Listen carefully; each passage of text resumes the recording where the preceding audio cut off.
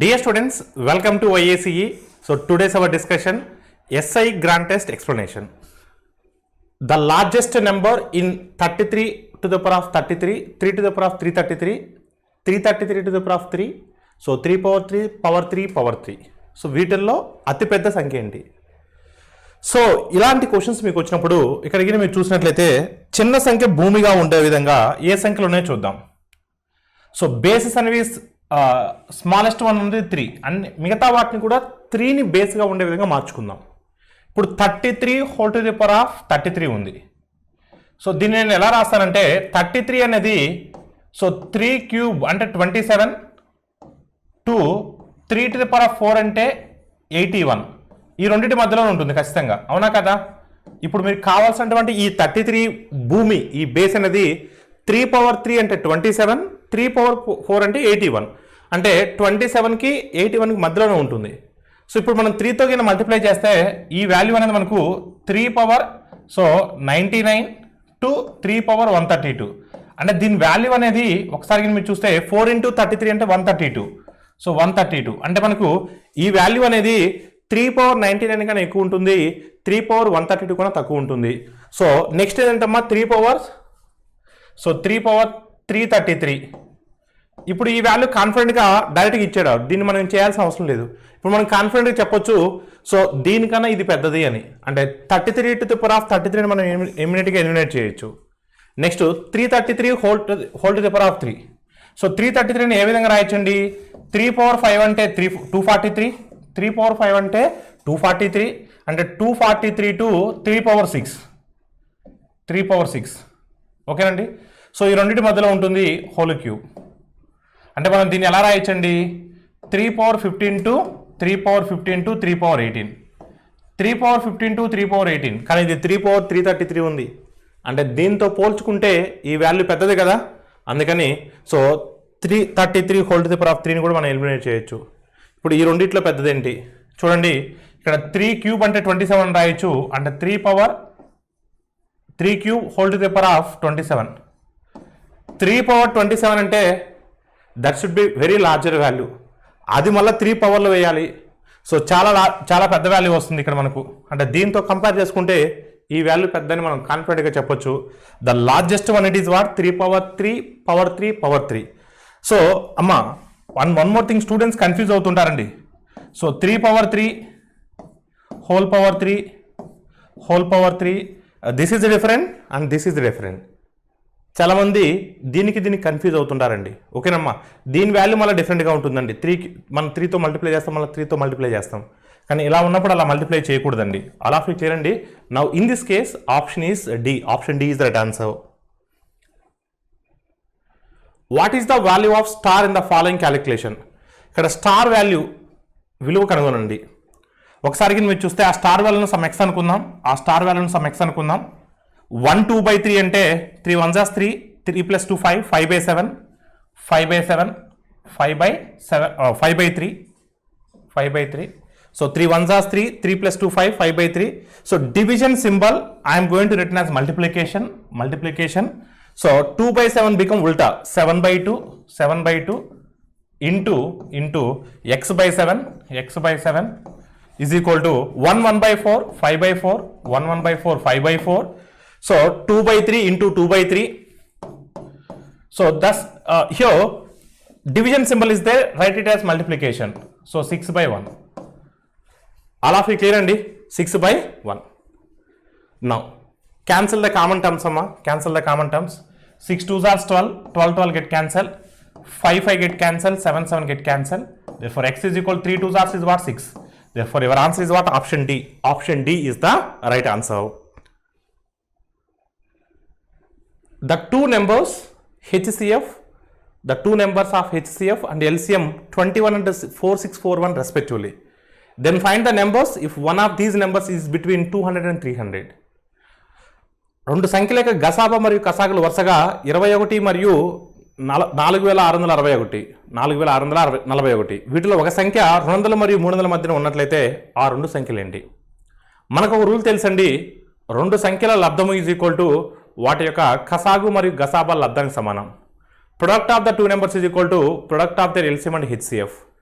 So ఇక్కడ మనకు product of the HCF and LCM 21 into 4641 is equal to product of the two numbers n1 into n2.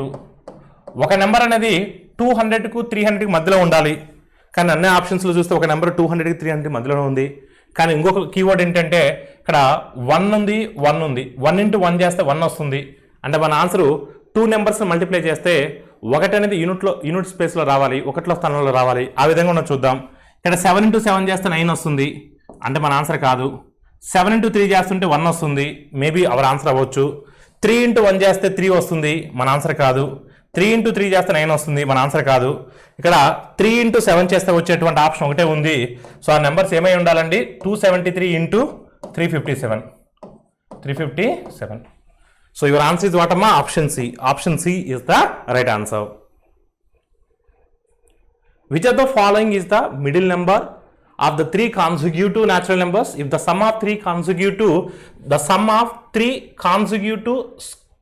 natural numbers is 2030? మూడు వరుస సహసంఖ్యల వర్గాల మొత్తం 2030 అయిన వాటిలో మధ్య సంఖ్య ఏంది? ఇది వర్గాల మొత్తం అండి, some of three consecutive natural numbers కాదు.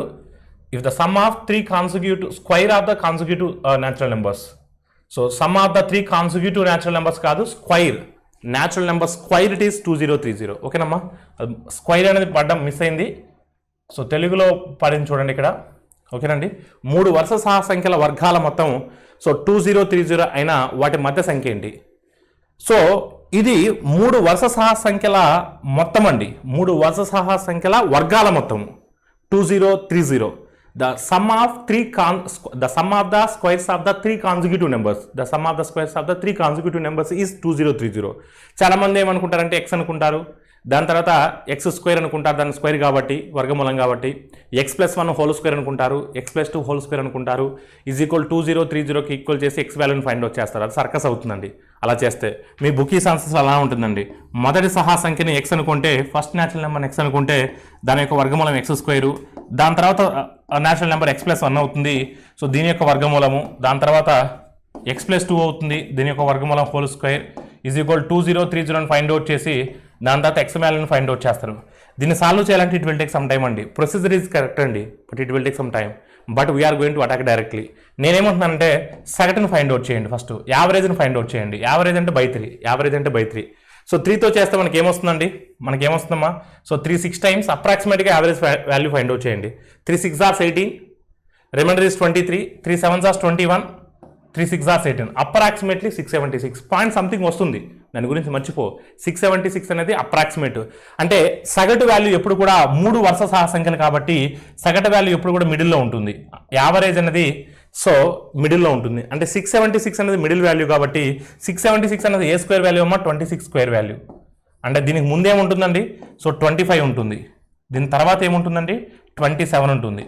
అడిగింది ఏంటంటే మధ్య సంఖ్య ఏదే అన్నాడు. మధ్య సంఖ్య అంటే 26గా. మధ్య సంఖ్య అన్నాడు, మధ్య సంఖ్య యొక్క వర్గమూలం అడగలేదు. So middle number, what is the middle number? So your answer is what? Option A. So ఇక్కడ మనకు ఇచ్చినటువంటి ఈ యొక్క ఎక్స్ప్రెషన్లో సో ఏ ఆప్షన్ సాటిస్ఫై అవుతుంది అడుగుతున్నాడు. x ఈజ్ ఈక్వల్ ఇచ్చినాడు, దీన్ని నేను ఇలా రాసుకుంటున్నాను చూడండి. So x is equal to √8 + x అని రాసుకుంటున్నాను.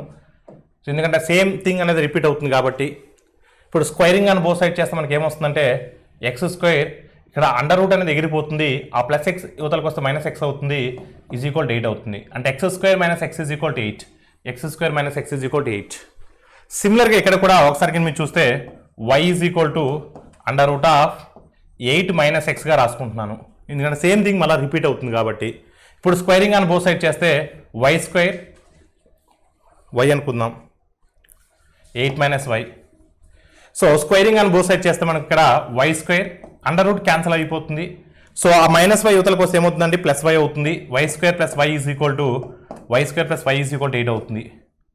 ఒక్కసారి మీరు గమనించినట్లయితే ఈ ఈక్వేషన్లో 8 సో RHS ఈక్వల్ ఉన్నాయి, LHSని ఈక్వల్ చేయండి. x² - x is equal to y² + y. So ఈ వైని వదలు పంపించండి అమ్మా, ఈ y² వదలు పంపించండి. అప్పుడు x² - y² is equal to x² - y² is equal to x + y. So this is in the form of a square minus b square. A square minus b square is nothing but a plus b into a minus b. So a plus b get cancelled. Therefore x minus y is equal to 1. X minus y is equal to 1. అంటే మనం x square minus y square ని x plus y into x minus y రాయొచ్చు. అప్పుడు x plus y కి x plus y cancel అవుతే x minus y is equal to 1. So your answer is what? X minus y is equal to 1. Option C is the right answer. Option C is the right answer. What are the numbers if the sum of three numbers are in arithmetic progression is 30 and their product is 910? ఒక అంక శ్రేణిలో 3 పదాల మొత్తం 30 మరియు వాటి లబ్ధము 910 అయినా 3 సంఖ్యలు ఏంటి చూద్దాం. సో కాన్సిక్యూటివ్ నెంబర్స్ అర్థమెటిక్ ప్రోగ్రెషన్లో ఉన్నాయంట. సో అర్థమెటిక్ ప్రోగ్రెషన్ ఉన్నాయి. ఇక్కడ ఇచ్చిన ఆప్షన్స్ అన్నీ కూడా అర్థమెటిక్ ప్రోగ్రెషన్లోనే ఉన్నాయి.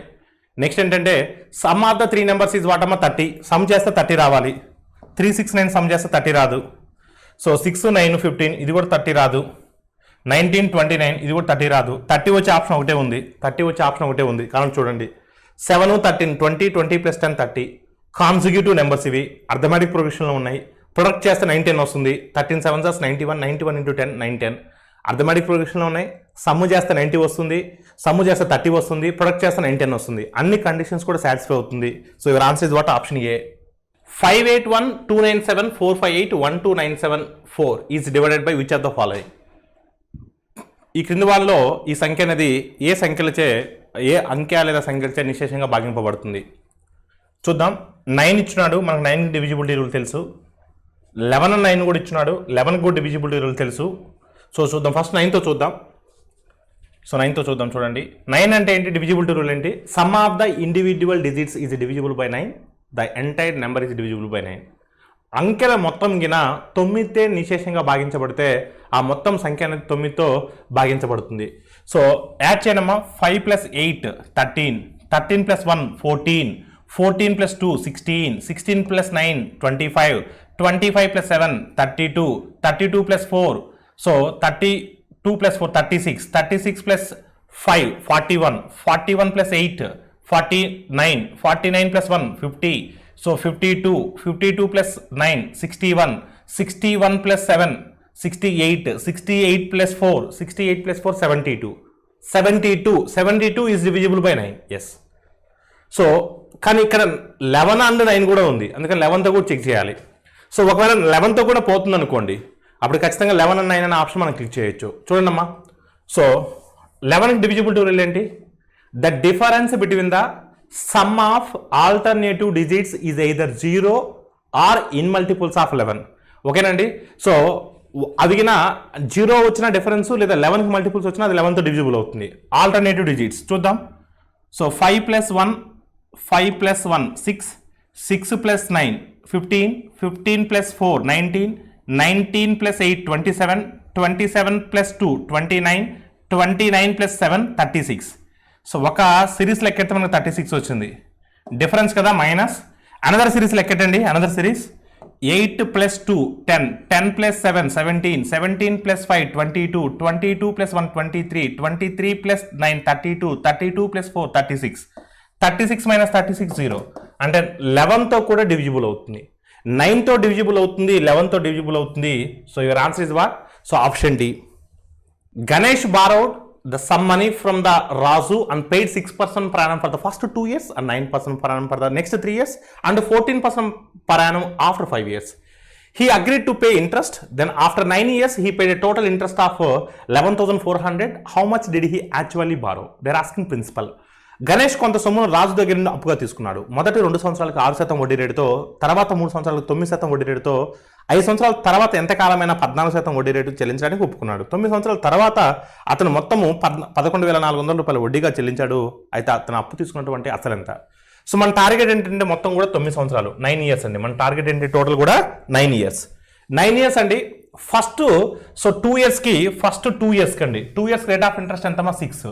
సో 2 × 6 అంటే ఎంతమా 12. 2 × 6 ఈజ్ వాట్? 12%. 2 × 6 ఈజ్ వాట్ అమ్మా? 12%. నెక్స్ట్ 3 ఇయర్స్కి రేట్ ఆఫ్ ఇంట్రెస్ట్ ఎంత అండి? 9%. సో 9 × 3 ఎంతమ్మా? 27. 9 × 3 ఎంత అండి? 27. చూడండి అమ్మా, ఫస్ట్ 2 ఇయర్స్కి 12%, నెక్స్ట్ 3 ఇయర్స్కి 27%, అంటే 5 ఇయర్స్ కంప్లీట్ అయిపోయింది. మనకు మొత్తం 9 ఇయర్స్ కావాలి కదా. సో 5 years కంప్లీట్ అయిపోయింది కదా, ఇంకెన్ని ఇయర్స్ ఉంటుంది, 4 years ఉంటుంది. సో 4 years ఉంటుందండి. ఆ 4 years రేట్ ఆఫ్ ఇంట్రెస్ట్ ఎంత అమ్మా, 14%. ఆ 4 years రేట్ ఆఫ్ ఇంట్రెస్ట్ ఎంత, 14%. సో 14% కదా, మిగతా కాలం ఎంత కాలమైనా ఆ సంవత్సరానికి ఎంతమా 14%. అంటే 14 × 4 56. సో 14 4 56. చూద్దాం. 12 + 27 39, 39 + 56. సో 39 + 56 95. సో 95%. 95% ఇస్ ద వడ్డీ రేటు, మొత్తము వడ్డీ రేటు, total rate of interest. So 95% of the principal is nothing but 11,400. So now we need principal is nothing but what, 100%. అసలు అంటే 100%. 95% విలువ 11,400 ఉంటే 100% విలువ 11,400 కన్నా ఎక్కువ ఉంటుంది. సో 11,400 కన్నా ఎక్కువ ఉంటుంది, దానికి దగ్గరగా ఉంటుంది. 11,400 కన్నా ఎక్కువ, దానికి దగ్గరగా ఉన్న ఆప్షన్ ఒకటే ఉంది. So your option is what, option ఏ. మళ్ళీ దాన్ని సర్కట్ చేయాల్సిన అవసరం లేదు, మీకు కావాలంటే చూపిస్తాను. సో 5 ఎన్ని టైమ్స్ అమ్మా, 5 19 times, 5 20 times. So 19 table how many times it goes అండి, 600 times. So 20 × 600 12,000. So your answer is what, 12,000. ఇలా చేయాల్సిన అవసరం లేదండి. 95% 11,400 అయినప్పుడు 100% 11,400 కన్నా కొంచెం ఎక్కువ ఉంటుంది, దాని దగ్గరగా ఉన్న ఆప్షన్ ఒకటే ఉందండి. 1,500 rupees is divided into 2 parts and lend one at 5% rate and another at 6% rate. After 3 years, total simple interest is 246. Then find the ratio between the principals of 2 parts respectively. తన దగ్గర ఉన్నటువంటి 1,500 రూపాయలను 2 భాగాలుగా చేసి ఒక దానిని 5% వడ్డీ రేటుతో, మరొక భాగాన్ని 6% వడ్డీ రేటుతో అప్పుగా ఇస్తే 3 సంవత్సరాల్లో వచ్చేటువంటి బారు వడ్డీలు మొత్తం 246 రూపాయలు అవుతుంది. అయితే అసలు మధ్య నిష్పత్తి ఎంత? సో సాధారణ వడ్డీలో ప్రతి సంవత్సరం కూడా వడ్డీ అనేది సమానం. సాధారణ సంవత్సరంలో ప్రతి సంవత్సరం వడ్డీ అనేది సమానం. 3 సంవత్సరాలకు వడ్డీ 246 అవుతే 3 years interest is 246. Then 1 year interest is what, 82. 1 year interest is what, 82. So 3 years simple interest is 246. Every year interest is same. So 1 year interest is what, 246/3, that is 82. So that 82 is interest on what? That 82 is interest on what? Principal. So rate of interest is always calculated on principal. Rate of interest is always calculated on principal. Therefore rate of interest is equal to what? 82/1500 into 100%. That is mixed rate of interest. That is overall rate of interest. Some part at 5%, some part at 5%. Another part at 6%, another part at 6%. Overall it is what? So 82/1500 into 100. 2 zeros get cancelled. 82/15. Take it directly, amma. Don't calculate. If you calculate, you will get decimals. So in terms of decimals, it will take some time. So just keep 82/15 like that. Whenever we got this type of fractions, ఈ రకంగా భిన్నాలు ఎప్పుడైనా మీకు వస్తే డైరెక్ట్గా మీరు multiply subtract చేయొద్దమ్మా.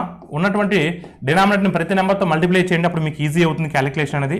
ఇప్పుడు చూడండి 15 cancel అయిపోతుంది. సో 15 5 జార్స్ ఎంత అమ్మా, 75. సో 15 6 జార్స్ ఎంత అంటే 90. చూడండి 90 82 difference is what, 8. 75 82 difference is what, 7. So 8:7. So అసలు నిష్పత్తి 8:7. Option B is the right answer. 1% takes 2550 at compound interest at 4% per annum and repay in 2 equal annual installments over 2 years. How much so do he pay for the each installment? So ఇది installment case అండి, compound interest installment case. They're asking X value, each installment ఎంత pay చేయాలని అడుగుతున్నారు. So ఒక వ్యక్తికి 2,550 రూపాయలు 4% సాలిన వడ్డీ రేటుతో చక్కెర వడ్డీకి తీసుకుని 2 సంవత్సరాల్లో 2 సమాన సాలిన వాయిదాల్లో చెల్లించను. ఒక్కో సాలిన వాయిదాకి ఎంత మొత్తం చెల్లించవలను?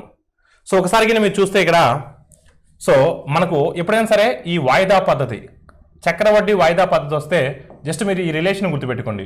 P is equal to X/1 + R%. ఈ రిలేషన్ మీరు గుర్తుపెట్టుకోండి. ఓకేనమ్మా, ఈ రిలేషన్ మీరు గుర్తుపెట్టుకోండి సింపుల్గా. అలా ఫీ క్లియర్ అండి, ఈ రిలేషన్ మీరు గుర్తుపెట్టుకోండి. సో 2 years అడిగినప్పుడు దాన్ని ఎక్స్పాండ్ చేయండి. X/1 + R% simple I can written as R/100. So 2 years అడిగినప్పుడు 2 times రాయండి. సేమ్ థింగ్నే 2 times రాయండి. ఓకేనమ్మా, 2 years అడిగాడు కాబట్టి సెకండ్ దానికి డినామినేటర్కి స్క్వేర్ యాడ్ చేయండి. So P is equal to this one. ఓకేనండి, 3 years అడిగితే క్యూబ్ వరకు రాసుకుంటాం అంతే. సో దీన్ని బై హార్ట్ చేయొద్దు, దీన్ని గుర్తుపెట్టుకోండి. ఇక్కడ 3 వేరియబుల్స్ ఉన్నాయి. P అంటే అసలు, X అంటే ఒక్కొక్క వాయిదాకి ఎంత చెల్లించాలి, R అంటే వడ్డీ రేటు, రేట్ ఆఫ్ ఇంట్రెస్ట్. ఇప్పుడు మరి చూడండి అమ్మా, మనకు P వాల్యూ ఇచ్చినాడండి 2550. సో 2550 ఈజ్ ఈక్వల్ టు ఎక్స్ని కామన్ తీసేయండి, మనం కనుక్కోవాల్సింది కూడా ఎక్సే, ఎక్స్ని కామన్ తీసేయండి. ఎప్పుడు కూడా డైరెక్ట్గా ఈ ఫార్ములాలో సబ్స్టిట్యూట్ చేయొద్దండి, చేస్తే టైం పడుతుంది. ఇక్కడ కూడా 1+r/100 ఉంది, ఇక్కడ కూడా 1+r/100 ఉంది. ఫస్ట్ ఆఫ్ ఆల్ 1+r/100ని సపరేట్గా క్యాలిక్యులేట్ చేయండి. ఆర్ అంటే ఎంత ఇచ్చినాడమ్మా, ఇక్కడ మనకు 4% ఇచ్చినాడు, అంటే 4/100. 1+4/100 అంటే 1+1/25, అవునా కదా? 4 1s are 425 టైమ్స్. 1+1/25 అంటే 26/25, అవునా కదా? ఎస్, 26/25. 25 1s are 25, 25 + 1 26, 26/25. ఇప్పుడు ఆ 26/25 ఎక్కడ ఉంటుంది? డినామినేటర్లో ఉంటుంది. మరి అది న్యూమరేటర్కి రావాలంటే, అది న్యూమరేటర్కి వస్తే ఉల్టా అవుతుంది కదా, దాన్ని న్యూమరేటర్కి తెప్పిస్తే ఉల్టా అవుతుంది. అప్పుడు మనం ఎలా రాయొచ్చు దాన్ని? 25/26 అని రాయొచ్చు, 25/26 అని రాయొచ్చు. ప్లస్ సేమ్ థింగే మళ్ళీ ఉంటుంది, కాకపోతే స్క్వేర్ ఉంది. 25² 25² ఒకవేళ ఇదే సమ్ము 3 years అడిగారు అనుకోండి, అప్పుడు ప్లస్ 25³ ఓకేనండి. అదే ఇప్పుడు చూడమ్మా, మీరు జాగ్రత్తగా చూస్తే 26² LCM is what? 26². LCM is 26². ఇక్కడ మనకు 26కి 26 క్యాన్సిల్ అవుతే 26 × 25 650. 25² అంటే 625. 650 + 625 1275. So 1275 1s are 1275 2 times 2550. So 2 times of 676 1352. Your answer is what? 1352. Option A is the right answer. Option A is the right answer. Within seconds we are going to attack directly. Okay అండి. మీకు ఒక్క step రాస్తానండి extra మీకు అర్థం కావడం కోసం. ఇక్కడ 26² అనేది LCM అవుతుందండి. ఒక 26 ఒక 26 క్యాన్సిల్ అవుతే 26 × 25 సో 650 అవుతుంది. 25² అంటే 625 అవుతుంది. నేనేమన్నానంటే ఇందాక 650 625 1275 1275 2 times అన్నాను. అప్పుడు x ఈజ్ ఈక్వల్ 26² అంటే 676 కదా, 676 × 2 అంటే 1352. Therefore x is equal 1352. All of you clear అండి. ఇలా చేయొచ్చండి, లేదా వితౌట్ ఫార్ములా కూడా చేయొచ్చు. చాయిస్ అనేది మీదే అండి, వితౌట్ ఫార్ములా కూడా చేయొచ్చు. అసలు అనేది 2550 అండి. సో వడ్డీ రేట్ ఎంతమ్మా? 4% అండి. 4% అంటే 1% అంటే 25.5, 4% అంటే 102, 4% ఎంత? 102. సో 102 యాడ్ చేయండి అమ్మా, యాడ్ చేయండి. 2652 అంటే మనం చెల్లించాల్సింది ఖచ్చితంగా, ఒకసారి మీరు చూస్తే మనం చెల్లించాల్సింది ఖచ్చితంగా సగం కన్నా ఎక్కువ ఉండాలి. సగం కన్నా ఎక్కువ ఉండాలి అంటే 2652 కదా, మినిమం 1300 అబోవ్ ఉండాలి. మనం పే చేయాల్సింది మినిమం 1300 అబోవ్ ఉండాలి. సో 1300 అబోవ్ ఉండాలి, 1300 దగ్గరగా ఉండాలి. 1352 తీసుకుని వెళ్దాం. ఓకేనమ్మా. సో 1352 పే చేస్తే ఇంకెంత ఉంటుందమ్మా? 1300 ఉంటుంది. సో మళ్ళీ 4% తీసుకున్నాం అనుకోండి, 52 వస్తుంది, అంటే 1352 అవుతుంది. మీరు సెకండ్ ఇన్స్టాల్మెంట్లో కూడా 1352 పే చేస్తే మనకు సెటిల్మెంట్ అయిపోయిందా లేదా, చివరికి 0 వస్తుందా లేదా? అలా క్లియర్ అండి. అంటే వితౌట్ ఫార్ములా కూడా ఇది చేయొచ్చండి, కానీ 3 years అడిగినప్పుడు ఇది కష్టమవుతుందండి. అందుకని ఇది గుర్తుపెట్టుకోవడానికి ట్రై చేయండి. The difference between the compound interest and simple interest over 2 years, so on 18,000 is 405. Then what is the interest rate?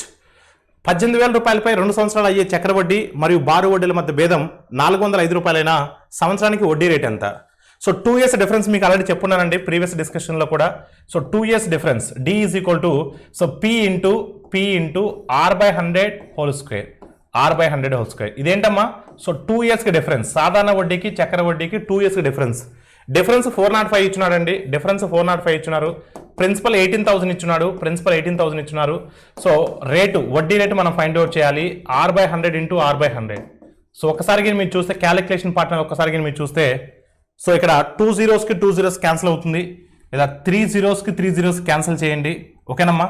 So 2 5s are 2 9s are 9 ఎన్ని టైమ్స్ పోతుందండి? 945 times 405, 945 times, because 1045 times 450. So 405 is exactly 45 less for 450. So 945 times 405, 5 into 45 225. So R square is equal to 225. R square is equal to 225. So R is equal to what? 15. Therefore వడ్డీ rate, rate of interest is 15%. Rate of interest is what? 15%. Option A is the right answer. Shankar lent some of the money to Sumati for a period of 3 years at some rate of interest. If the 2% is kept at higher rate, so then 360 rupees receive high. How much is the money? So principal is how much? Shankar తన వద్ద ఉన్నటువంటి కొంత డబ్బును సుమతికి 3 సంవత్సరాల కాలానికి కొంత వడ్డీ రేటుతో అప్పుగా ఇచ్చాడు. అదే 2% ఎక్కువ వడ్డీ రేటుతో ఉంచినట్లయితే 300 రూపాయలు అధికంగా వచ్చేది. ఆ డబ్బు ఎంత?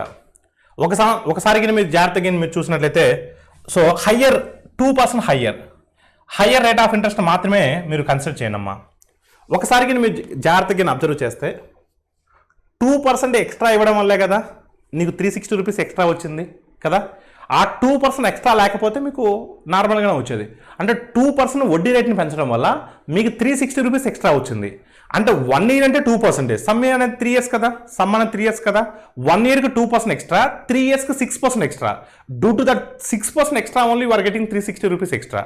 అంటే 6% of the principal is nothing but 360. Then 100% of the principal is what? 660 times 160 times 6000. Your answer is 6000. So your answer is what? Option A. Option A is the right answer. చూడమ్మా, సో అధికము మాత్రమే consider చేయండి. ఎంత శాతం అధికం అంటే 2% అధికం. ఎంత శాతం అధికమో 2% అధికం. ఎన్ని సంవత్సరాలకంటే సమ్ అనేది 3 సంవత్సరాలకి. ఒక సంవత్సరానికంటే 2%, 3 ఇయర్స్ అంటే 6%. Due to that 6% only, 6% of the principal is nothing but 6% of the principal is nothing but 360. అంటే ఆ 6% ఎక్స్ట్రా వల్లే మనకు 360 రూపీస్ ఎక్స్ట్రా వచ్చింది. మనకు కావాల్సిన 100% అండి. So 100% will be equal to what?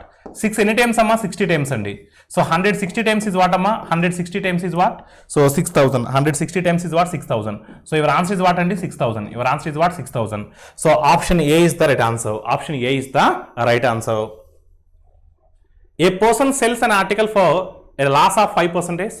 He would have made a 5% profit if it had been sold it for 80 rupees more. So how much did the article cost? ఒక వ్యక్తి ఒక వస్తువుని 5% నష్టానికి అమ్మాడు. 5% నష్టానికి అమ్మాడు. సో 80 రూపాయలు ఎక్కువ ధరకి అమ్మినట్లయితే అతనికి 5% లాభం వచ్చేది. అయితే వస్తువు యొక్క కొన వెల ఎంత? ఫస్ట్ టైం 5% లాస్ వచ్చిందండి. 5% లాస్ వచ్చిందండి. వస్తువు ధరను పెంచి అమ్మడం వల్ల 5% ప్రాఫిట్ వచ్చిందండి. అంటే +5కి -5కి డిఫరెన్స్ ఎంత అండి? +5కి -5కి డిఫరెన్స్ ఎంత? 10%. చాలామంది 0 అనుకుంటారు. నో, -5కి +5కి డిఫరెన్స్ ఎంత? +10. Difference is 10%. ఆ 10% డిఫరెన్స్ దేనివల్ల వచ్చింది? ఈ 80 రూపీస్ పెంచడం వల్లే కదా. 80 రూపీస్ పెంచడం వల్ల 10% వస్తుంది కాబట్టి, అంటే 10% of the CP is nothing but 80 rupees. 10% of CP is nothing but 80 rupees. Then we need cost price. Cost price is nothing but 100%. 100% is what? 10% is what? 80. 10 8s are 100 8s are 800. Your answer is what? 800. Option A is the right answer. Option A is the right answer. మళ్ళీ ఒకసారి చెప్తున్నాను చూడండి. ఇప్పుడు ఇనిషియల్గా 5% నష్టం వచ్చిందండి. ఓకేనండి, కొంత రేటుకి అమ్మడం వల్ల. ఈసారి పెంచి అమ్మడం వల్ల +5 అంటే 5% ప్రాఫిట్ వచ్చిందండి. అంటే ఈ 10% దేనివల్ల డిఫరెన్స్ వచ్చిందండి? ఈ 10% దేనివల్ల డిఫరెన్స్ వచ్చింది? సో 80 రూపీస్ అమ్మడం వల్ల. అంటే 10% of the cost price is nothing but 80 rupees. Then we need what? 100% of the cost price is what? 100% of the cost price is what? 10 how many times అమ్మా? 8 times. 108 times is what అమ్మా? So 800. So your answer is what? 800. So your answer is what? 800. So option A is the right answer. All of you clear అండి? Next question. What is the profit percentage of the trader if he buys a 10x for 18 rupees and sells 4x for 8 rupees? So 10 కోడిగుడ్లను 18 రూపాయలకి కొని 4 కోడిగుడ్లను 8 రూపాయలకి అమ్మితే ఆ వ్యాపారికి వచ్చేటువంటి లాభ శాతం ఎంత? చూద్దాం. So 10x for 18 rupees. This is by అంటే కాస్ట్ ప్రైస్, కొన్న వెల. 10x కాస్ట్ ప్రైస్ ఎంతమ్మా? 18 రూపీస్. 10x యొక్క కాస్ట్ ప్రైస్ ఎంత అంటే 18 రూపీస్. జాగ్రత్త చూడమ్మా.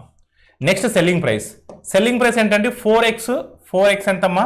సో 4x ఎంత? 8 రూపీస్. 4x ఎంత అంటే 8 రూపీస్. అంటే దీన్ని డైరెక్ట్గా కూడా చేయించండి. సో ఇప్పుడు 10x 18 రూపీస్ అంటే 1 ఎగ్ ఎంత అవుతుందండి? 1.8 అవుతుంది.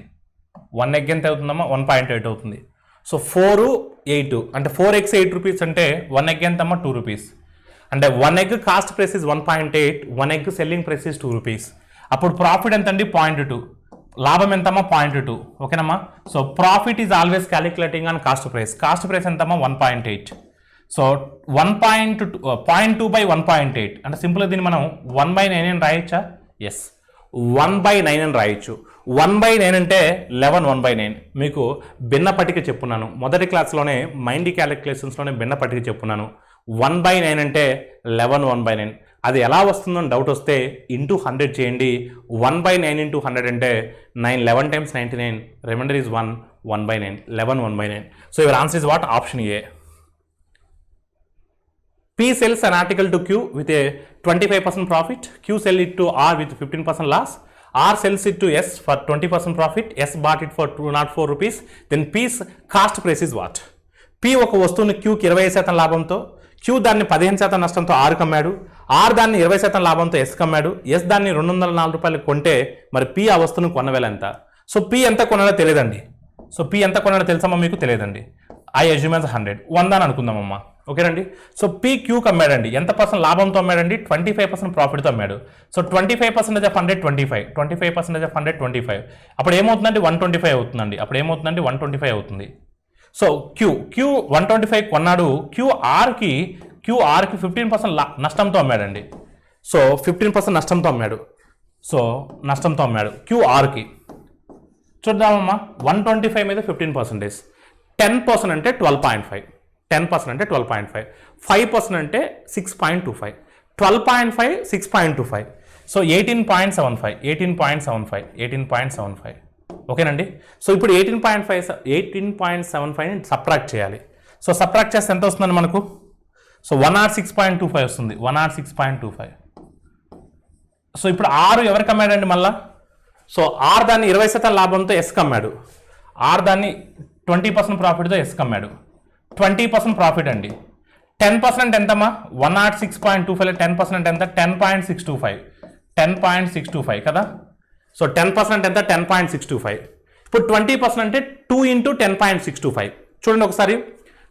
2 into 10 అంటే 20, 625 into 2 అంటే 1250, అంటే 1.250. 1250 అంటే 1.250. అప్పుడు ఎంత అవుతుందండి మనకు? 21.25. సో 0 ఉంటుంది, దాన్ని నెగ్లెక్ట్ చేయండి. ఇది ఎస్ అమ్మ. సో 106కి 21 యాడ్ చేస్తే ఎంత వస్తుందండి? 106కి 127 వస్తుంది. 127 వస్తుంది. 0.25 అంటే 0.5, అంటే 127.5, 127.5. అంటే మనం 100 అనుకుంటే అకార్డింగ్ టు 100 ఇట్ ఈస్ 127.5. కానీ ఎస్ దాన్ని ఎంత కొన్నాడండి? 204 రూపీస్ కొన్నాడండి. ఎస్ దాన్ని ఎంత కొన్నాడండి? 204 రూపీస్ కొన్నాడు. But according to our problem this is what? 204. So how many times it goes? So that money times it goes. So ఎన్ని టైమ్స్ పోతుందో చూడండి అమ్మా, అన్ని టైమ్స్ ఇట్ క్యాన్సిల్ అవుతుంది. సో క్రాస్ మల్టిప్లై చేస్తే సర్కస్ అయితే చేయొద్దండి. క్రాస్ మల్టిప్లై చేస్తే సర్కస్ అయితే చేయొద్దు. ఒకసారి కింద మీరు చూస్తే కినా, సో ఒకసారి కింద మీరు అబ్జర్వ్ చేస్తే 120 ఇక్కడ సే ఫర్ ఎగ్జాంపుల్ 120 ఉంది, 120 ఉంది, లేదా 130 అనుకుందాం. సే ఫర్ ఎగ్జాంపుల్ అప్రాక్సిమేట్గా 130 అనుకుందాం. 130 అనుకుంటే 130 ఇంటూ 1.5 వేయండి. 130 ఇంటూ 1.5 అంటే సో 130 ఇంటూ 130, 130 ఇంటూ 0.5 అంటే 6.5, అంటే 65. అప్పుడు 195 వస్తుంది. కానీ మన ఆన్సర్ 150 కన్నా ఎక్కువ ఉండాలి. 150 కన్నా ఎక్కువ ఉండాలి. 150 కన్నా ఎక్కువ ఉండాలి. నేను చెప్పింది అర్థమైందా? ఇది అప్రాక్సిమేట్గా 130 అనుకోండి ఫర్ ఎగ్జాంపుల్. ఇంటూ 1.5 చేస్తే, ఇంటూ 1.5 చేస్తే, సో 130 ఇంటూ 1.5, 130 1 జాస్ 130, 130 హాఫ్ జాస్ 65, 65 ప్లస్ 130 195. కానీ దానికన్నా ఎక్కువ ఉంది. అంటే మన ఆన్సర్ 150 కన్నా ఎక్కువ ఉండాలి. సో 150 కన్నా ఎక్కువ ఉన్న ఆప్షన్ ఒకటే ఉంది. మీరు క్రాస్ మల్టిప్లై చేసి సర్కట్ చేసినా మీ ఆన్సర్ 160నే వస్తుంది. మీరు కావాలని చెక్ చేసుకోండి. అంటే ఇది అప్రాక్సిమేట్గా ఎన్ని టైమ్స్ పోతుందండి? 1.6 టైమ్స్ పోతుందండి. So 1.6 into 100, 1.6 into 100, 160. Your answer is what? Option C. The shopkeeper sold a saree for 266 rupees with 5% discount on the market price. If he did not give any discount, he would get 12% profit on the cost price. Then find the cost price of the each saree. So చీటీపై ఉన్న ధరపై 5% డిస్కౌంట్తో దుకాణదారుడు ఒక్కొక్క చీర 266 రూపాయలకు అమ్మాడు. Discount ఏమి ఇవ్వకపోతే అతను కొన్న వేలపై 12% లాభం వచ్చేది. ప్రతి చీర కొన్న వేల ఎంత చూద్దాం. 5% డిస్కౌంట్ ఇస్తే 266 రూపీస్కి అమ్ముతున్నారండి 5% డిస్కౌంట్తో. అంటే 5% డిస్కౌంట్ అంటే దాని మీనింగ్ ఏంటమ్మా? 95%. అంటే 95% of MRP is nothing but 95% of MP will be equal to 266 rupees. So we need what? 100% of MP. ఎందుకంటే డిస్కౌంట్ ఏమి ఇవ్వకపోతే అన్నాడు. డిస్కౌంట్ ఏమి ఇవ్వకపోతే 100%కి అమ్మాలి. సో ఫస్ట్ కేసులో 5% డిస్కౌంట్ ఇచ్చాడు కాబట్టి 95% రాసా. అంటే 95% వాల్యూ అనేది 266 రూపీస్కి ఈక్వల్. అయితే 100% వాల్యూ ఎంత చూద్దాం. 520 times, 519 times, 19 ones are 19 4 times. So 20 into 14, 280. So market price is 280. Market price is what? 280. So market price is 280. Discount ఏమీ ఇవ్వకపోతే కొన్న వేలపై 12% లాభం వస్తుంది. అంటే 12% లాభం అంటే ఎంతమ్మా? 112%, 112%. 112% ఆఫ్ సిపి ఈజ్ నథింగ్ బో అమ్మా. డిస్కౌంట్ ఏమి ఇవ్వకపోతే మార్కెట్ ప్రైస్ సెల్లింగ్ ప్రైస్ అవుతుంది, గుర్తుపెట్టుకోండి. రాయితీ ఏమి ఇవ్వని వేళ సో ప్రకటన వెలే అమ్మిన వేల అవుతుంది. అంటే 280 రూపీస్నే అమ్మిన వేల అవుతుంది, 280 రూపీస్ అమ్మిన వేల అవుతుంది. ఇప్పుడు మనకు కావాల్సిన 100% ఆఫ్ సిపి. ఒకసారి కానీ మీరు చూడండి, క్యాలిక్యులేట్ చేయొద్దండి, ఎవరు కూడా క్యాలిక్యులేట్ చేయొద్దు. 112% అంటేనే 280, 100% అంటే సో 112 కన్నా తక్కువ కదా. అంటే మన ఆన్సర్ కూడా 280 కన్నా తక్కువ ఉండాలి కదా. సో 280 కన్నా తక్కువ ఉండాలి. 280 కన్నా తక్కువ ఉన్న ఆప్షన్ ఒకటే ఉంది. So your answer is what 250. So 250 is the right answer. అలా డైరెక్ట్ చేయొచ్చు, లేదు మీకు సమ్ కావాలంటే చెప్తాను, నో ప్రాబ్లం. సో ఒకసారి కానీ మీరు చూసినట్లయితే 112 2.5 times it goes, 2.5 into 100 250. So మీరు కావాలంటే ఇలా చేసుకోవచ్చు, నో ప్రాబ్లం. కానీ ఎగ్జామ్ హాల్లో మాత్రం మనం త్రూ ఆప్షన్ ద్వారా చూసుకుంటూ వెళ్ళాలి, ఎందుకంటే అనవసరమైన క్యాలిక్యులేషన్ చేయకూడదు. 112 2s are 224, 112 halves are 56, 56 plus 224 280. So 100 into 2.5, so 250. Your answer is what? Option A. A trader bought 2 items for 880 rupees, one of which is sold it for 30% profit and the other for so 10% loss. In this process he did neither profit nor loss. So what is the selling price of the item sold for profit? So ఒకసారి మీరు చూస్తే ఒక వ్యాపారి 2 వస్తువుల్ని 880 రూపాయలకి కొని అందులో ఒకదాన్ని 30% లాభానికి మరొక దాన్ని 10% నష్టానికి అమ్మాను. ఈ క్రమంలో అతనికి లాభం కానీ నష్టం కానీ రాలేదు. సో లాభమునకు అమ్మినటువంటి వస్తువు యొక్క అమ్మిన వేల ఎంత? దీన్ని అండర్లైన్ చేయండి. What is the selling price of the item sold for profit? This is very very important. లాభమునకు అమ్మిన వస్తువు యొక్క కొన్న వేల కాదు, లాభముకు అమ్మిన వస్తువు యొక్క అమ్మిన వేల ఎంత? ఫస్ట్ చూద్దాం. ఒక వస్తువుని 30% లాభానికి మిక్చర్ సార్ ఎలిగేషన్ ద్వారా చేద్దాం, మిశ్రమాల ద్వారా చేద్దాం. మరొక వస్తువుని 10% నష్టానికి. సో ఓవరాల్గా లాభము రాలేదు నష్టము రాలేదు అంటే 0%. ఓవరాల్గా లాభము రాలేదు నష్టము రాలేదు. -10కి 0కి డిఫరెన్స్ 10, 30కి 0కి డిఫరెన్స్ 30. సో అప్పుడు 1:3, 1:3. సో మొత్తం ఎన్ని పార్ట్స్ అంటే 4 పార్ట్స్. మొత్తం ఎన్ని పార్ట్స్ అంటే 4 పార్ట్స్. 4 పార్ట్స్ అంటే ఎంతమ్మా? 880. 4 పార్ట్స్ 880 అయినప్పుడు 1 పార్ట్ ఎంత అవుతుందంటే 220 అవుతుంది. 1 పార్ట్ ఎంత అవుతుందమ్మా? 220 అవుతుంది. అంటే లాభానికి అమ్మినటువంటి వస్తువు యొక్క కొన్న వేల 220. చాలామంది ఏమనుకుంటారంటే 220 ఆప్షన్ లేదు కదా అని చెప్పేసి నన్ ఆఫ్ దిస్ క్లిక్ కొడతారు. అడిగింది కొన్న వేల కాదు కొన్న వేల అడిగితే 220 మీ ఆన్సర్, కానీ అడిగింది అమ్మిన వేల. సో 220 అనేది కొన్న వేల అండి. లాభముకు అమ్మినటువంటి వస్తువు యొక్క కొన్న వేల. ఎంత శాతం లాభానికి అమ్మాడండి? 30% లాభానికి అమ్మాడు. సో 10% అంటే 22, 30% అంటే 66. అప్పుడు మీకు ఎంత అవుతుందండి? 286 అవుతుంది. మీ ఆన్సర్ ఏమవుతుందండి? 286 అవుతుంది. సో ఆప్షన్ ఏ అనేది మీ ఆన్సర్ అవుతుందండి. నెక్స్ట్ అమ్మా, a merchant fixed the market price 20% above the cost price. So and at a discount of and he sells at a discount of 10%. Then what is the profit percentage? ఒక వర్తకుడు తన వద్ద ఉన్నటువంటి వస్తువులపై అసలు ధర కన్నా 20% అధికంగా ముద్రించాడు. సో నిర్ణయించిన ధరపై 10% డిస్కౌంట్ ఇస్తే సో అతనికి లాభ శాతం ఎంత?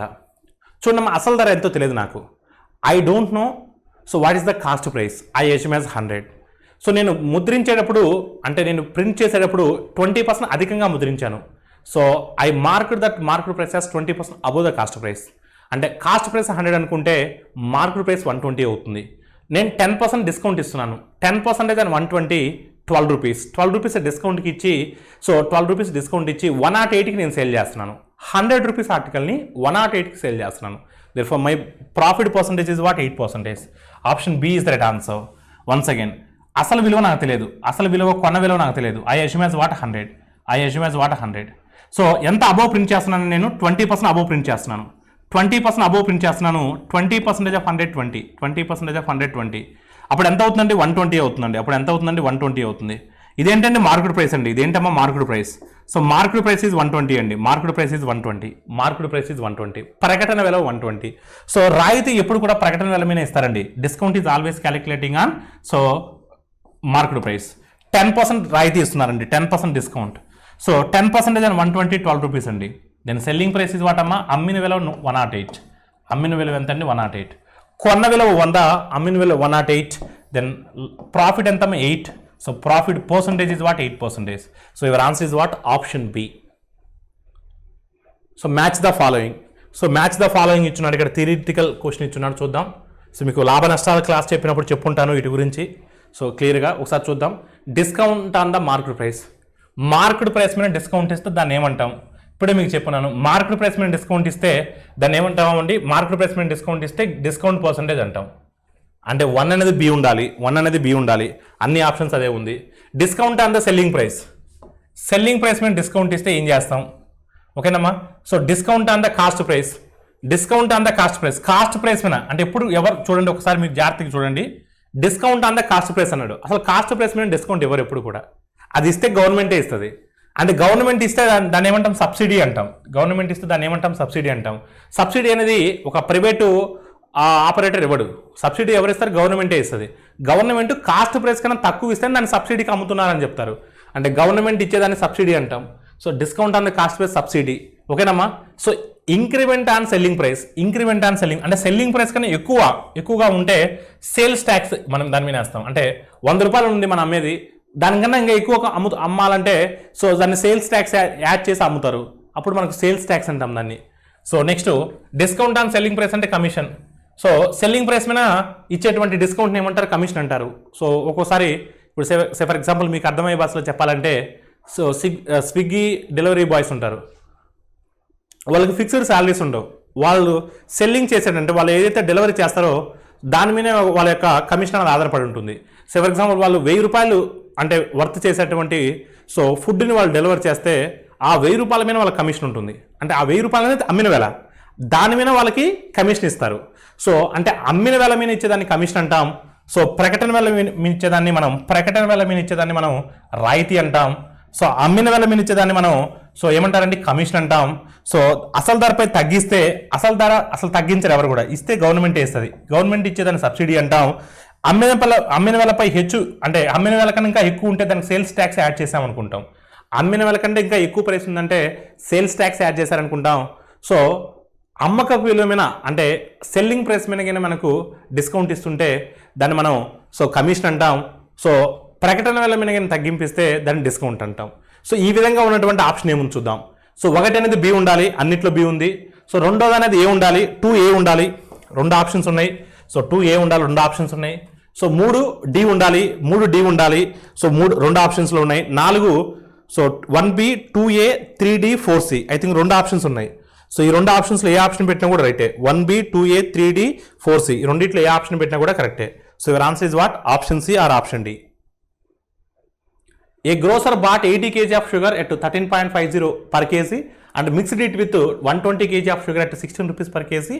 At what rate should he sell it in order to get 16% profit? So 16% profit రావాలి అంటే సో అతను ఒక్కొక్క కేజీని ఎంత కమ్మాలి? సో 2 రకాల ఇక్కడ చక్కెర ఉందండి. ఒక రకమైన చక్కెర 13.50 per kg, అలాంటి వాటిని 80 kg పర్చేజ్ చేశాడు. సో మరొక రకము 16 రూపాయల ప్రకారము 120 kg పర్చేజ్ చేశాడు. సో ఈ రెండింటిని కలిపి 16% లాభం రావాలంటే అతను కేజీ ఎంత కమ్మాలి చూద్దాం. ఫస్ట్ ఓవరాల్ కాస్ట్ ప్రైస్ చూద్దాం, దాన్ని బట్టి మనం ఆన్సర్ చేయొచ్చు.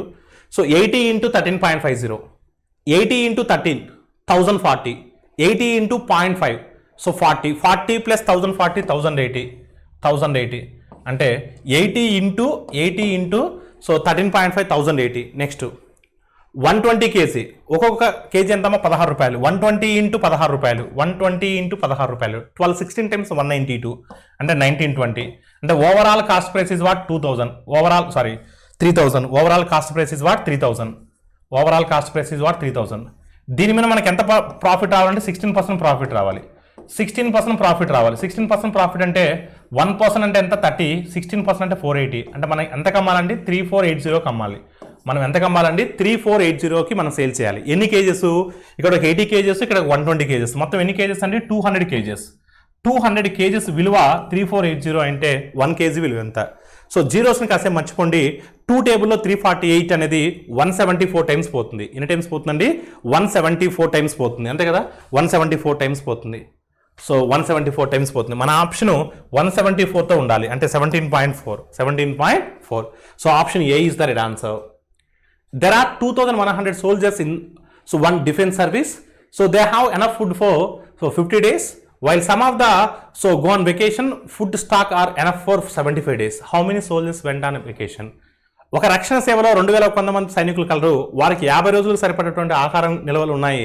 వారిలో కొంతమంది సెలవులపై వెళ్ళగా ఆహారపు నిల్వలు 75 రోజులకు సరిపోను. అయితే సెలవులపై ఇంటికి వెళ్ళిన వారు ఎంతమంది? అసలు ఫస్ట్ ఆఫ్ ఆల్ ఎంత ఫుడ్ ఉంది ఒకసారి మీరు చూస్తే, 2100 ఫుడ్, 2100 మెంబర్స్ ఉన్నారు. వాళ్ళకి 50 డేస్ సరిపడా ఫుడ్ ఉంది. ఓకేనండి, 50 డేస్ సరిపడా ఫుడ్ ఉంది వాళ్ళకి. అంటే ఎంత ఫుడ్ ఉంది కదమ్మా? 2100 into 5 అంటే ఎంత వస్తుందండి? 105. మల్టిప్లై చేసేటప్పుడు కంగారు పడద్దండి. 21 5s 105. పక్కన 3 zeros ఉన్నాయి, 3 zeros ప్లే చేయండి. ఓకేనండి, ఇంత ఫుడ్ ఉంది. ఇప్పుడు ఈ ఫుడ్ వాళ్ళలో కొంతమంది, వాళ్ళకి అందరూ ఉండే పడితే 50 రోజులు వచ్చేది, కొంతమంది ఇంటికి వెళ్ళిపోవడం వల్ల 75 డేస్ వచ్చింది. అంటే ఈ ఫుడ్ 75 డేస్ వచ్చింది అంటే ఎంతమందికి సరిపోతుందో చూద్దాం. సో 1050/75. సో ఎన్ని టైమ్స్ పోతుందమ్మా? 75 15 టైమ్స్ పోతుందా? చూడండి, 75 15 times. So 15 7s are 105, 15 5s are 75. So ఒకసారి మీరు చూస్తే 75 1s are 75, 75 1s are 75. Reminder ఎంత? 30, 300 వస్తుంది. అంటే 4 టైమ్స్ పోతుంది, నాట్ 15 టైమ్స్, 14 టైమ్స్ పోతుంది. 75 14 times, 75 1s are 75. Remainder is 30 అంటే 300, 75 4 times 300. And it goes exactly 140 times. ఇంకో 0 ఉంది కదా, 1400 టైమ్స్. అంటే ఉన్న ఫుడ్ 75 డేస్ పాటు 1400 సోల్జర్స్ సరిపోతుంది. అంటే ఎంతమంది? 2100 ఉంటే మనకు ఫైనల్గా ఫుడ్ 75 డేస్ రావాలి అంటే 1400 మెంబర్స్ సరిపోతుంది. అంటే ఎంతమంది వెకేషన్ మీద బయటికి వెళ్ళి ఉంటారు? 700 మెంబర్స్ వెకేషన్ మీద బయటికి వెళ్ళి ఉంటారు. So your answer is what? 700 persons vacation మీద బయటికి వెళ్ళి ఉంటారు. అలా క్లియర్ అండి. సో అందరూ ఉండేమాడైతే 50 డేస్ సరిపోయేది, కొంతమంది వెళ్ళిపోవడం వల్ల 75 డేస్ వచ్చింది. అంటే ఉన్న ఫుడ్ 1400 మందికి సరిపోతుంది. అంటే 700 మంది బయటికి వెళ్ళిపోవాలి. So 1 rupee coins, 50 paisa coins, 25 paisa coins are in a bank in 3:8:4. The total value coins in the bank, it is 80 rupees. The total value ఇచ్చున్నారండి. Then what is the total number of coins in the bank and how many rupee coins are there? ఒక సంచిలో రూపాయి 50 పైసలు మరియు 25 పైసల నాణ్యాలు 3:8:4లో కలవు. సంచిలోని నాణ్యముల మొత్తం విలువ 80 రూపాయలు అయితే సంచిలో గల మొత్తం నాణ్యముల సంఖ్య మరియు రూపాయి నాణ్యములు ఎన్ని కలవు? ఒకసారి మీరు జాగ్రత్తగా చూడాలమ్మా. ఇలాంటి క్వశ్చన్ వచ్చినప్పుడు ఇక్కడ మొత్తం విలువ ఇచ్చున్నాడు, ఇక్కడేమో నాణ్యాల నిష్పత్తి ఇచ్చున్నాడు. ఎప్పుడైనా సరే మొత్తం విలువ ఇస్తే మనం విలువల నిష్పత్తిలోకి మార్చుకోవాలి. గుర్తుపెట్టుకోండి, మొత్తం విలువ మెన్షన్ చేసినప్పుడు, సో టోటల్ వాల్యూ మెన్షన్ చేసినప్పుడు మనం వాల్యూ రేషియోలోకి మార్చుకోవాలి. కానీ ఇది కాయిన్స్ రేషియోని వాల్యూ రేషియోలోకి మార్చుకుందాం. ఓకేనండి. సో చూడండి, ఇప్పుడు 3 అనేది 1 రూపీ కాయిన్స్. 1 రూపీ కాయిన్స్కి ఎన్ని పైసా ఉంటాయమ్మా? 100 పైసా ఉంటాయి. అప్పుడు 1 రూపీ కాయిన్స్ ఉంటే అప్పుడు 300 పైసా ఉంటుంది. 8 50 పైసా కాయిన్స్, 150 పైసా కాయిన్ 50 పైసా, 8 50 పైసా కాయిన్స్ అంటే 400 పైసా, 4 25 పైసా, 4 × 25 100. ఇప్పుడు ఇది 300 పైసా, 400 పైసా, 100 పైసా. అంటే విలువల నిష్పత్తులకు మార్చాను, వాల్యూ నిష్పత్తులకు మార్చాను. చూడండి, 3:4:1, 3:4:1. జీరోస్ క్యాన్సిల్ చేస్తే 3:4:1. This is what? Value ratio. 3:4:1. మొత్తం ఎన్ని పార్ట్స్ అమ్మా? 8 పార్ట్స్. 8 పార్ట్స్ అంటే ఎంత అండి? 8 పార్ట్స్ అంటే 80 rupees. Therefore each one 8 is what అమ్మా? 10 times. 1 part is 10. So 3 parts is 30. 3 parts is 30. So 4 parts is 40. 1 part is what amma? 10. So 30 rupees in terms of 1 rupee. 30 rupees in terms of 1 rupee అంటే total value 30 rupees in terms of 1 rupee coin. అలాంటప్పుడు 1 rupee కాయిన్లు ఎన్ని ఉంటాయి? 30 ఉంటాయి. So అడిగింది మొత్తం నాణ్యముల సంఖ్య, అదేవిధంగా 1 rupee. So total number of coins అడిగాడు, అదేవిధంగా 1 రూపీ కాయిన్స్ అడిగాడు. 1 రూపీ కాయిన్స్ 30 ఉండాలి. 1 రూపీ కాయిన్స్ ఎన్ని ఉండాలని? 30 ఉండాలి. కానీ ఇక్కడ 60 ఉంది, ఇక్కడ 40 ఉంది. సో 1 రూపీ కాయిన్స్ ఇక్కడ 30 ఉన్నాయి, ఇక్కడ 30 ఉన్నాయి. 2 ఆప్షన్స్ ఉన్నాయి. మొత్తం కాయిన్స్ కూడా అడిగాడు. ఇప్పుడు 50 పైసా కాయిన్స్ రూపంలో 40 రూపీస్ ఉన్నాయి. 50 కాయిన్స్ రూపంలో 40 రూపీస్ ఉన్నాయి. 1 రూపాయికి 2 50 పైసా కాయిన్స్ ఉంటాయి. మరి 40 రూపీస్కి ఎన్ని ఉంటాయండి? 80 ఉంటాయి. 50 పైసా కాయిన్స్ 80 ఉన్నాయి. 1 రూపాయికి 25 పైసా కాయిన్స్ 4 ఉంటాయి. 1 రూపాయికి 4 ఉంటాయి. మరి 10 రూపాయలకి ఎన్ని ఉంటాయండి? 40 ఉంటాయి. అంటే 25 పైసా కాయిన్స్ 40 ఉన్నాయి. సో అదేవిధంగా 50 పైసా కాయిన్స్ 80 ఉన్నాయి. 1 రూపీ కాయిన్స్ 30 ఉన్నాయి. 30 + 80 110, 110 + 40 150. So your answer is what? 150. So ఇంకొక విషయం ఏంటంటే, ఇంకా సింపుల్గా మీకు చెప్పాలంటే, ఇక్కడ మొత్తం కాయిన్స్ అండి ఒకసారి చూడండి, ఇదంతా కూడా చేయకుండా కూడా చెప్పొచ్చు. ఎలా అంటే చూడండి, ఇక్కడ మనకు 384 కదా, 384 అంటే ఎంత, 15 కదా, అంటే 15కి మల్టిపుల్ ఉండాలి. ఇది కాయిన్స్ రేషియోనే కదా, 15కి మల్టిపుల్ 160 పోతుందో పోదు, 15కి మల్టిపుల్ 180 పోతుందో పోదు. అందుకని సింపుల్గా మనం 150, 30 అని కూడా చెప్పొచ్చు. సో త్రూ ఆప్షన్ ద్వారా కూడా చెప్పొచ్చు. So your answer is what, option A. A and B start a business with the investments of 12,000, 16,000 respectively. After 8 months, C enters the business with an investment of 15,000 rupees. What is the share of she?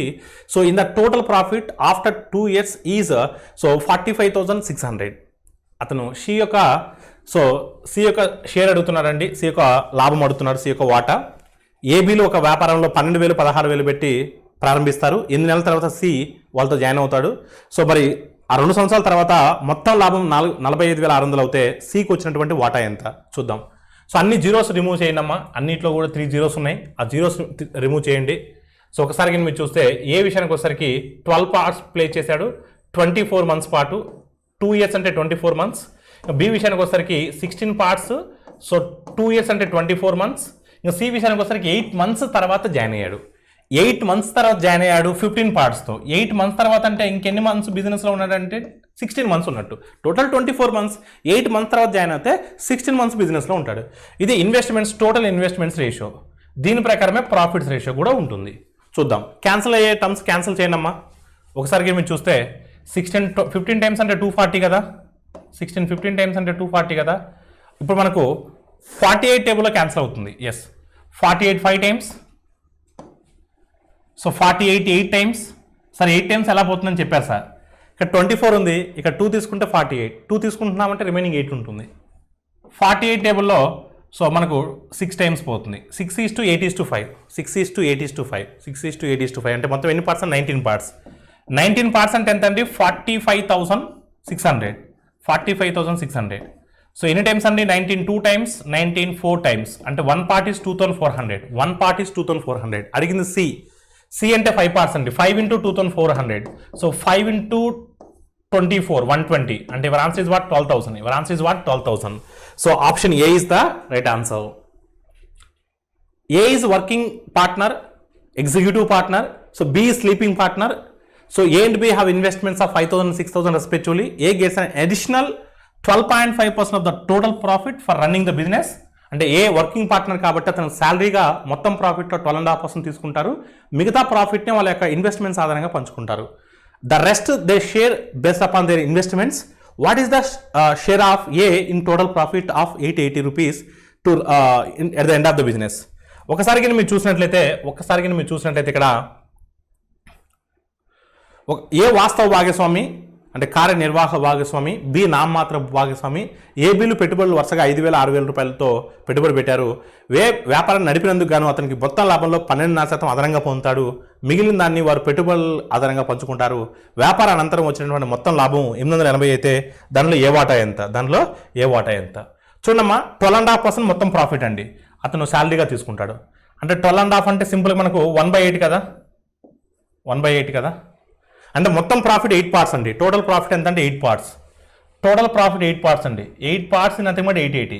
8 parts nothing but వాటమ్మా 880. 880లో అంటే 8 పార్ట్స్లో 1 part శాలరీగా తీసుకున్నారండి. 1 part శాలరీగా తీసుకుంటే remaining 7 parts వాళ్ళ యొక్క profits ఆధారంగా పంచుకుంటారు. వాళ్ళకి ఇన్వెస్ట్మెంట్స్ ఎలా ఉన్నాయండి? 5:6 అండి. 5:6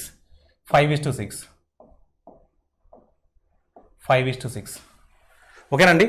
సో ఇప్పుడు 8 పార్ట్స్లో 880 రూపీస్, 8 పార్ట్స్ అంటే 880 రూపీస్, కానీ వాళ్ళు పంచుకుంది 7 పార్ట్స్. ఎందుకంటే 1 పార్ట్ తన శాలరీగా వెళ్ళిపోయింది. 8 పార్ట్స్ 880 రూపీస్ అయితే 7 పార్ట్స్ ఎంత అంటే 770. 7 పార్ట్స్ అంటే ఎంతమ్మా? 770. ఓకేనమ్మా. 8 పార్ట్స్ 880 రూపీస్ అంటే 7 పార్ట్స్ ఎందుకు తీసుకున్నారు సార్? 8 పార్ట్స్లో 1 పార్ట్ శాలరీగా తీసేయండి, ఇంకా రిమైనింగ్ 7 పార్ట్స్. 7 పార్ట్స్ అంటే 770. ఆ 7 పార్ట్స్ ఎవరు పంచుకున్నారంటే వాళ్ళ ఇన్వెస్ట్మెంట్స్ ఆధారంగా. అంటే మొత్తం ఎన్ని పార్ట్స్ అంటే 11 పార్ట్స్. 11 పార్ట్స్ అంటే 770. మనకు కావాల్సింది ఏంటమ్మా? ఏ. సో 1 పార్ట్ అంటే ఎంతమ్మా? 70. 1 పార్ట్ అంటే ఎంత? 70. అప్పుడు 5 పార్ట్స్ ఎంత అవుతుందమ్మా? 350 అవుతుంది. 5 పార్ట్స్ 350 అవుతుందండి. 5 పార్ట్స్ 350 అవుతుంది. కాకపోతే సో అడిగింది ఏ యొక్క మొత్తం టోటల్ శాలరీ. సో టోటల్ అతనికి వచ్చినటువంటి మనీ 350 అతని యొక్క పెట్టుబడి ఆధారంగా వచ్చింది. అతనికి శాలరీ కూడా వచ్చింది. ఎంత వచ్చి ఉంటుంది? 1 part వచ్చి ఉంటుంది. 8 parts 880 అయితే 1 part ఎంతమ్మా? 110. అప్పుడు ఈ 110 అనేది శాలరీ, ఈ 110 అనేది శాలరీ. సో 110 రూపీస్ శాలరీగా వచ్చింది, 350 అతను వాటాగా వచ్చింది. అంటే మొత్తం ఎంతండి? 460 రూపీస్. ఏకి వచ్చినటువంటి మొత్తం వాటా ఎంతండి? 460 rupees. Option A is the right answer.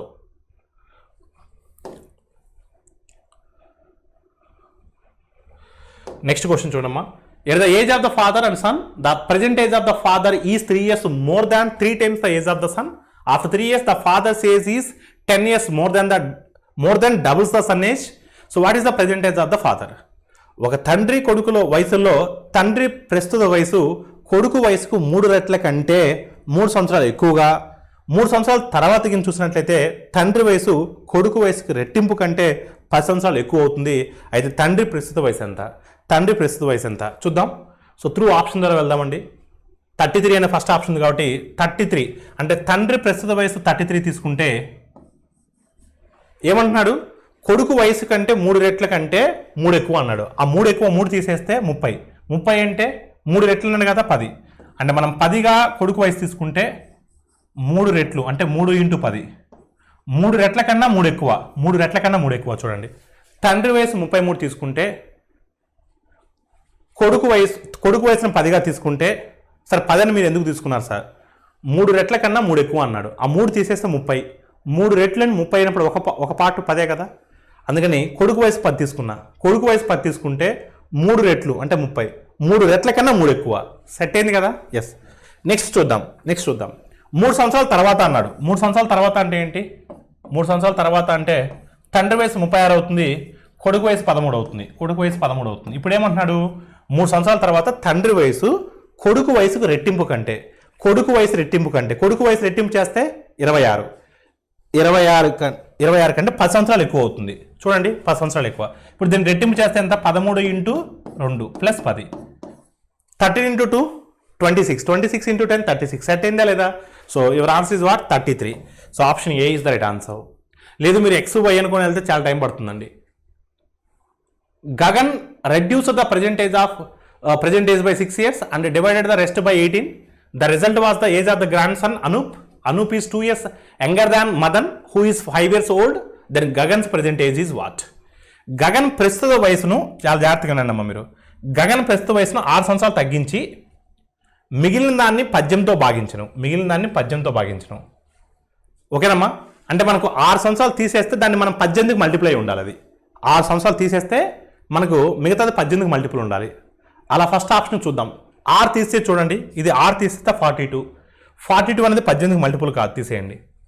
ఇక్కడ 6 తీసేస్తే 54. 54 అనేది 18కి మల్టిపులే, 18 3 టైమ్స్. మేబీ యువర్ ఆన్సర్ అవ్వచ్చు. ఇక్కడ 6 తీసేస్తే 78. 78 అనేది 18కి మల్టిపులా? కాదు. నెక్స్ట్ చూడండి మా 96.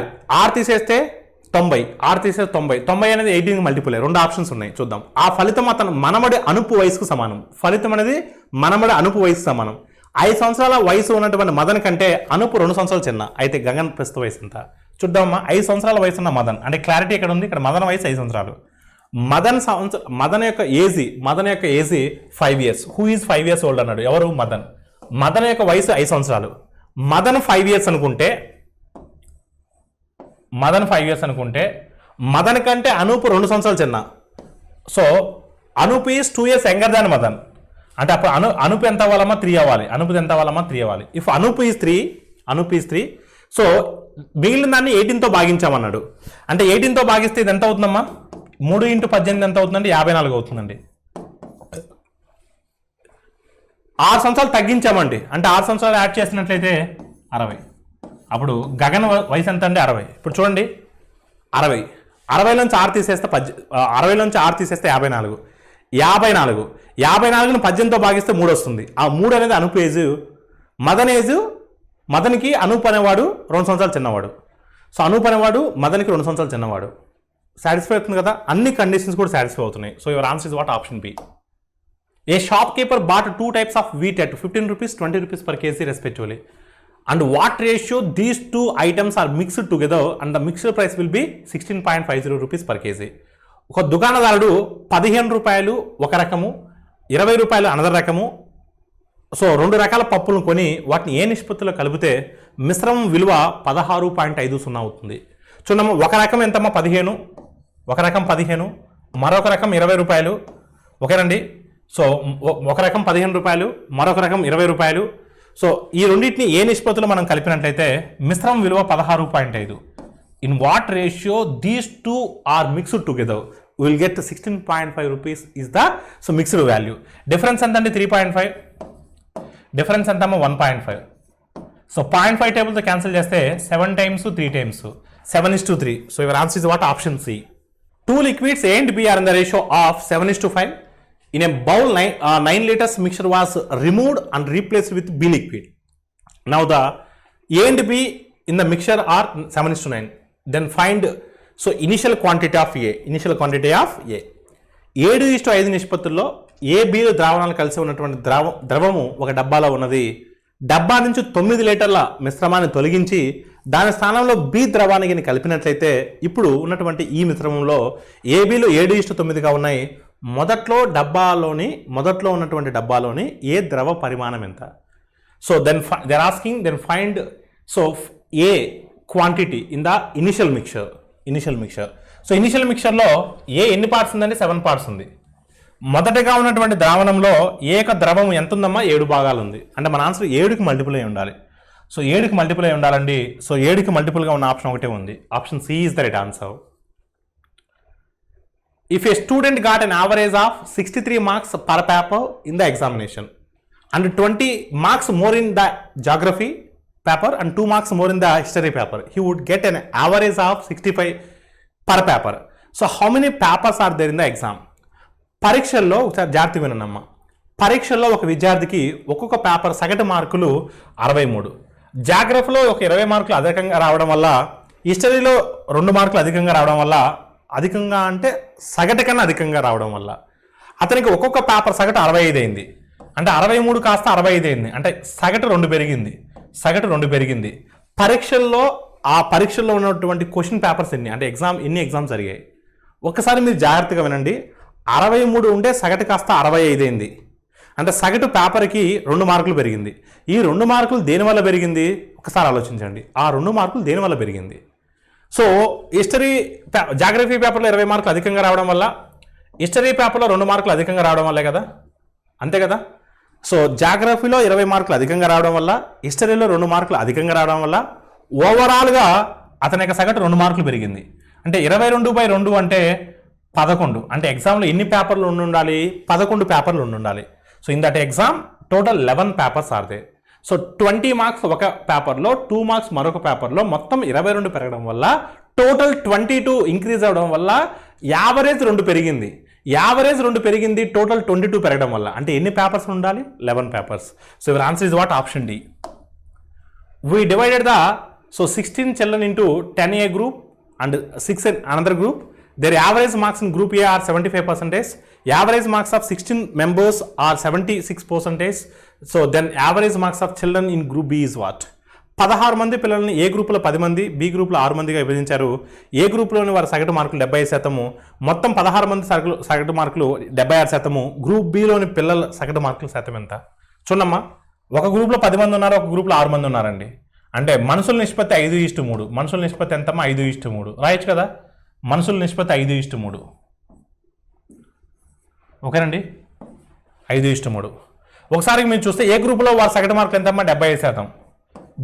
బి గ్రూప్లో వాళ్ళకి తెలియదండి మనకు. బి గ్రూప్లో వాళ్ళకి తెలియదు. ఇది ఏ గ్రూప్ వాళ్ళది? చాలా జాగ్రత్తగా వినండి అమ్మా. ఇది బి గ్రూప్ వాళ్ళది. చాలా జాగ్రత్తగా ఉంటేనే అర్థమవుద్ది. సో ఓవరాల్ ఎంతమ్మా? ఓవరాల్ ఎంత? 76%. ఓవరాల్ ఎంత అండి? 76%. డిఫరెన్స్ చూద్దాం. 75కి 76 డిఫరెన్స్ ఎంత అండి? 1. అంటే 1 పార్ట్ అంటే 3 అండి. 1 పార్ట్ అంటే ఎంత? 3. సో 1 పార్ట్ అంటే 3 అంటే 3 అంటే 1. ఇప్పుడు మనకు 3 అంటే 1 కదా, 3 అంటే 1 కదా. మరి 5 అంటే ఎంత? సో 3 పార్ట్స్ అనేది 1కి ఈక్వల్ అవుతే జాగ్రత్తగా ఉండమ్మా.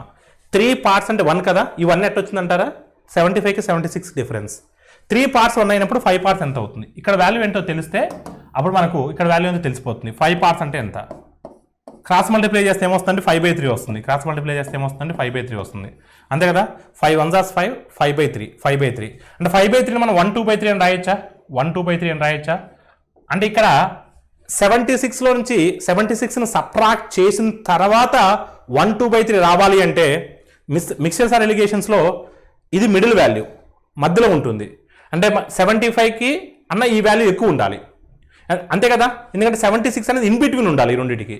అలాంటప్పుడు 1/2/3ని మనం 76కి యాడ్ చేయాలి. యాడ్ చేస్తే ఎంత అవుతుందండి 77/2/3 అంటే ఇది 77/2/3. ఇప్పుడు చూడండి, అంటే బి గ్రూప్లో ఉన్నటువంటి విద్యార్థుల యొక్క సగటు మార్కులు 77/2/3. 77/2/3కి 76 డిఫరెన్స్ 1/2/3, 75కి 76 డిఫరెన్స్ 1, 1/2/3 మనం 5/3 అని రాయొచ్చు, అంటే 5:3గా రాసుకోవచ్చు. లేదు అంటారా, మీ జనరల్గా స్టూడెంట్స్ ఎలా చేస్తారంటే సో ఇలా చేస్తారు. ఫస్ట్ గ్రూప్లో 10 మంది ఉన్నారు, 10 ఇంటూ ఫస్ట్ గ్రూప్ వాళ్ళ మార్కులు ఎంత 75%. బి గ్రూప్లో వాళ్ళకి తెలియదు, సో బి గ్రూప్లో 6 మంది ఉన్నారు, వాళ్ళని ఎక్స్ అనుకుంటారు. ఓకేనమ్మా, బై మొత్తం 16 మంది ఈజ్ ఈక్వల్ టు ఎంత అండి, సో ఓవరాల్ ఎంతమ్మా 76.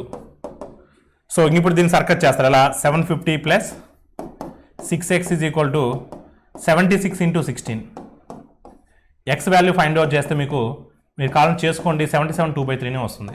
కానీ ఇలా చేస్తే టైం పడుతుందండి, 76 ఇంటూ 16 క్యాలిక్యులేషన్ అంతా చేయాలని టైం పడుతుంది. సో ఈ మిక్సర్ సాల్ ఎలిగేషన్స్ అప్లై చేస్తే చాలా ఫాస్ట్గా ఆన్సర్ అటాక్ చేయొచ్చు. So your answer is what 77/2/3. Option B is the right answer. ఇది ఫస్ట్ పార్ట్ ఎక్స్ప్లెనేషన్ అండి. Second part explanation remaining question explanation ఉంటుంది. Thank you all of you.